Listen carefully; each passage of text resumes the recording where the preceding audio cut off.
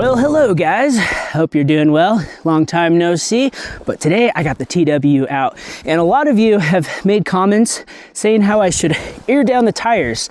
And right now I have 18,783 miles on this really reliable bike, and I have never aired down the tires. I've always used the stock 18 PSI, and that's just what I've gone with. It just seemed like too much trouble. But I've ridden some like really technical stuff lately, and I'm like, maybe this would be a lot better if I aired down the tires. So today we're gonna test that out. All right, so we got the stock 18 PSI to start with, and we're gonna try to roll up this hill just so we can get a baseline of how hard it is compared to airing down. It is quite bouncy for sure.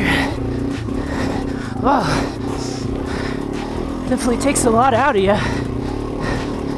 It's very rocky. I'm interested to see how much of a difference this is gonna be.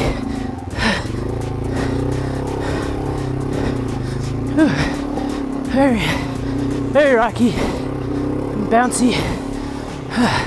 High altitude really makes you breathe pretty hard.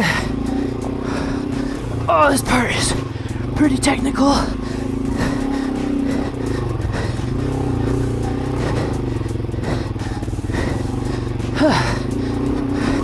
Throws you all over the place. I've never aired down the TW. You guys always tell me I should, but I've never tried it. I know this end.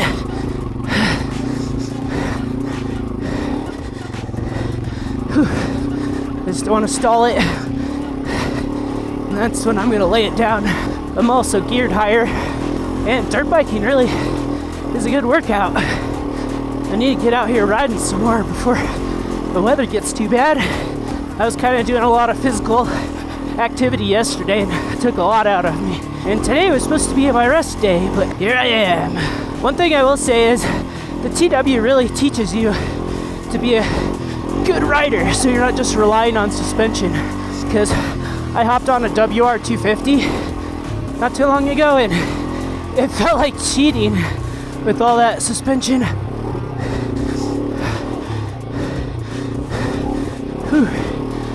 Kind of chilly out here, but I'm burning up. It's starting to get a bit more chill now. You can tell a lot of people don't come up here because it's all getting overgrown. So that super rocky part keeps a lot of stock 4x4s out. Alright, here's the end. And if you air down the tires on a dual sport, you're probably going to want to air them back up before you hop on the road, so you have good stability and stuff like that. And AUXITO sent me their smart electric pump. This thing is battery powered, and they want me to test this out to see if it's very good. And that's what we're gonna do in this video. And I'm out here in the middle of nowhere, and we're gonna let all of the air out of my tires and see if this works. And if I get stranded out here with flat tires, it's not gonna get a very good review, but we will see. It's also a mobile power bank, and it's got some LED lighting, and it's USB-C rechargeable. So let's go ahead and open this guy up. We got some instructions, and here is the pump.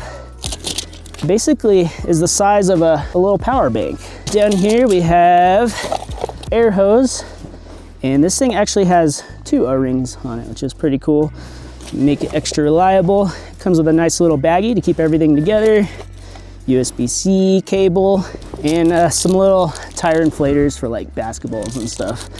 I think it even has an adapter for like a Presta style air tube for like mountain bikes and stuff. Originally they wanted to send me like an air pump and a jump starter all in one, but I didn't have anything to test the jump starter on. It's actually funny, when I got the bike out, I haven't ridden it in a while.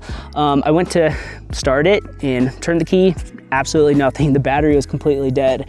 And I've had this battery in there for like 7 years, so maybe it's time. I might also have like a parasitic draw somewhere on my new auxiliary lights possibly. But anyways, that sun is going down. Hopefully I don't get stranded out here, but let's go ahead and test this thing out. And most importantly, test out to see if lower tire pressure makes a difference. So I did fully charge this thing before I leave, but when you first get it, you're definitely gonna wanna make sure it's fully charged. And I believe the battery light will flash and then turn solid when it is fully charged.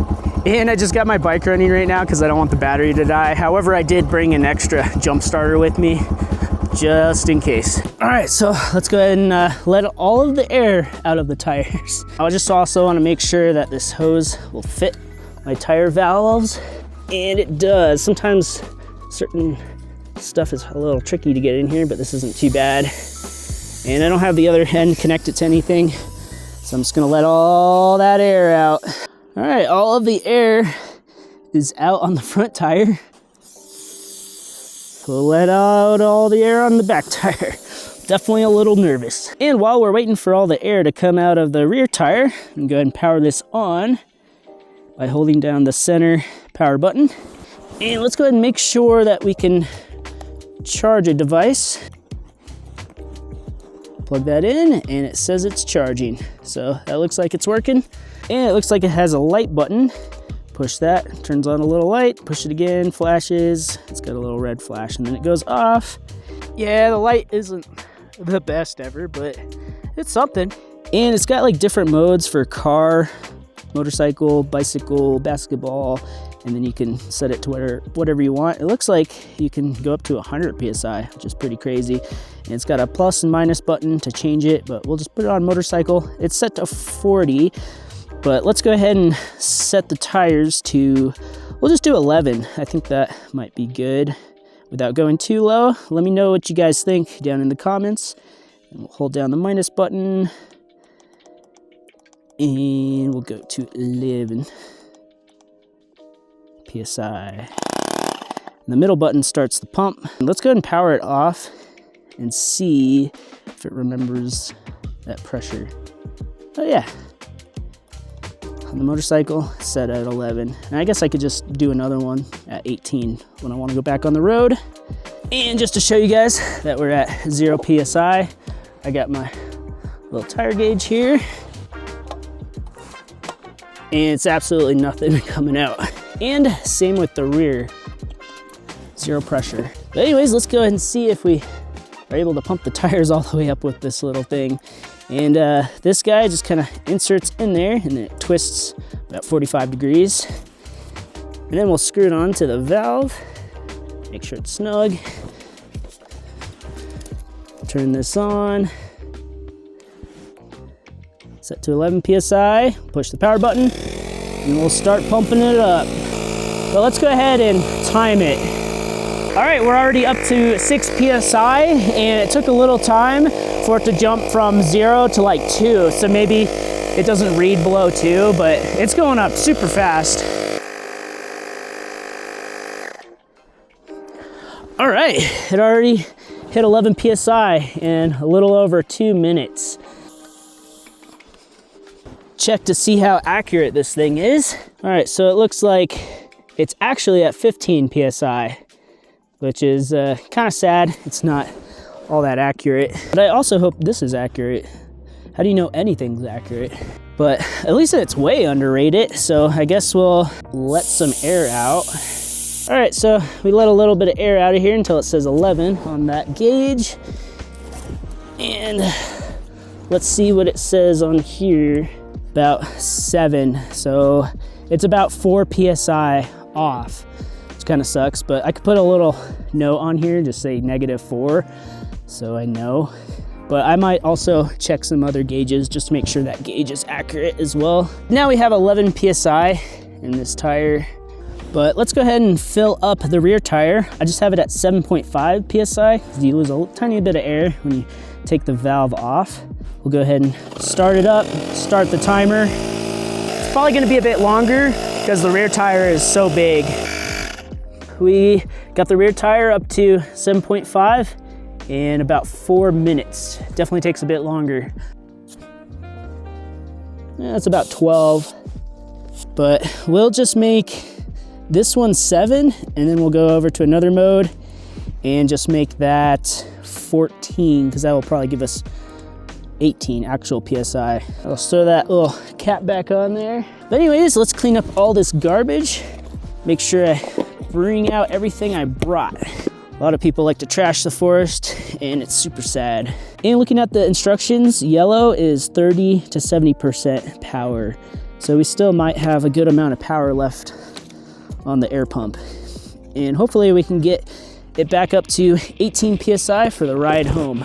All right guys, same hill, only 11 PSI instead of 18. And I'm a little bit worn out. What? This makes so much of a difference. This is crazy. Like, it's still challenging, but it doesn't feel as bouncy. Ugh, up over that rock. But yeah, this is nice because I'm worn out too after that first run and then coming back down.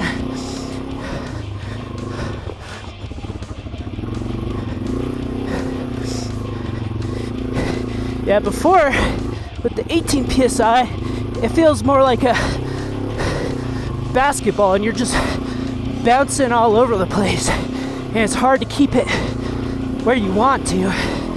But this is a lot nicer. This feels more planted, more cushy, and like you have a little bit more control. I mean, it can still get a bit rough. Ooh, that's definitely a tough section right there. And it's still making me winded, but it does make a difference, that's for sure. I mean, you could go further down in PSI. It would probably be even better, but you risk getting a pinch flat, and I don't carry spare tubes with me. But with that pump, it might make sense to bring spare tubes, especially on crazy long adventures. Oh yeah, it's just so much more cushy when you hit those rocks versus just bouncing off of them and trying to keep her steady.